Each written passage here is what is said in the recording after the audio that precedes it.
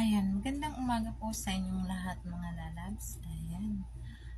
Gusto ko lang pong i-update natin si Miss Tintin Dalisay. Ngayon po ay dumating na po yung kanyang comfortable folding bed. Ayan.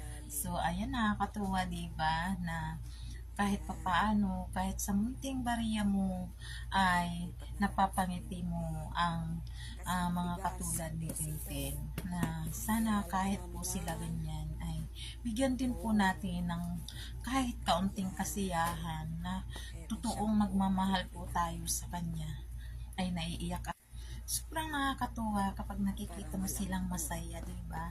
Parang nakaluwag mo yung loob. Parang katulad, parang kumbaga feeling mo na pag nagkapagpasaya ka ng isang tao na ganyan, disabled, at alam ko ba na napakaswerte nila kasi yung mga pamilya nila ay pag dating ng panahon ay giginhawa ang buhay. Totoo po yan. Kapag may mga ganyan na mga disabled na pamilya, asahan mo po, balang araw ay sila ay aangat sa buhay. Kasi, bakit? Kasi binigyan tayo ni God ng pagsubok, di ba?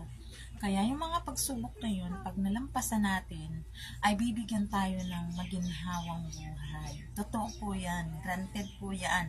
Kasi po, may kaibigan po ako na ganyan din. Tapos nawala na siya, kinuha na siya ni God. Pagkatapos nun po, talagang guminhawa po ang kanilang buhay na sa kabilang pagkakataon ay binigyan po sila ng napaka-garanyang buhay. Ayan.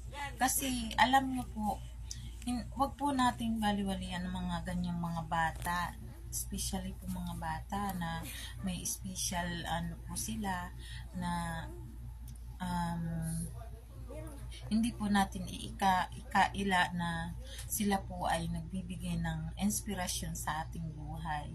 Kung wala po kasi sila ay talagang, kumbaga parang oo, normal sa atin na kasi meron tayong ganyan na family Kasi hindi naman natin yan sinasadya na ibigay sa atin.